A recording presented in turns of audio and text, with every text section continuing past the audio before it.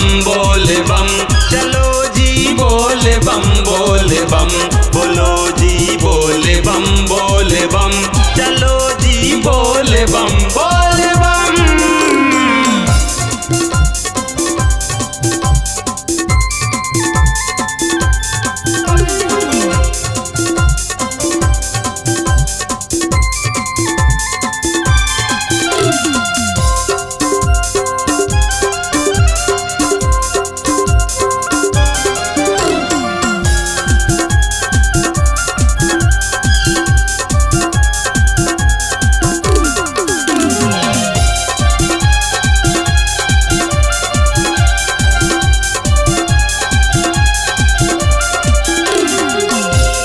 जल भर कांवर उठाओ, शिव भजन को मिल के गाओ, शिव जी तो उद्धार करेंगे, जीवन नैया पार करेंगे।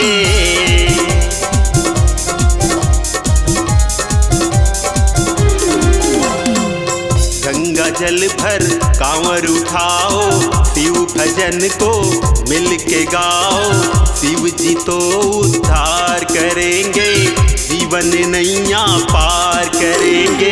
सावन के पावन महीने में, सावन के पावन महीने में भक्त हुए हैं मगन, बोलो जी बोले बम बोले बम, चलो जी बोले बम बोले बम, चलो जी बोले बम बोले बम, बोलो जी बोले बम बोले बम।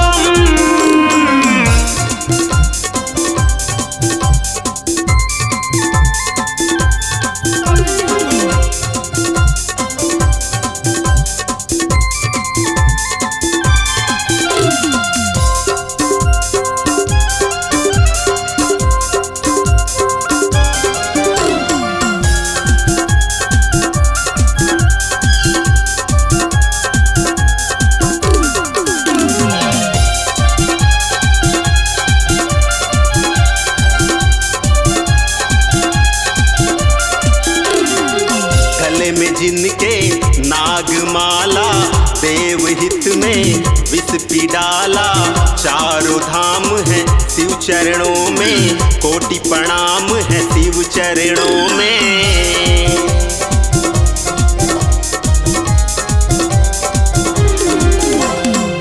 गले में जिनके नागमाला देवहित में विष पी डाला, चारों धाम है शिव चरणों में, कोटि प्रणाम है शिव चरणों में। शिव के नाम को भज ले प्यारे, शिव के नाम को भज ले प्यारे, मिटेगा सारा गम, बोलो जी बोले बम बोले बम, चलो जी बोले बम बोले बम, चलो जी बोले बम बोले बम, बोलो जी बोले बम बोले बम। हौसला इससे बढ़ता है, हौसला इससे बढ़ता है, टेंशन होता है कम, बोलो जी बोले बम बोले बम, चलो जी बोले बम बोले बम, बोलो जी बोले बम बोले बम, चलो जी बोले बम बोले बम, बोलो जी बोले बम बोले बम, चलो जी बोले बम बोले बम, बोलो जी बोले बम बोले बम, चलो जी बोले बम बोले बम, बोलो जी बोले बम बोले बम, चलो जी बोले बम बोले बम।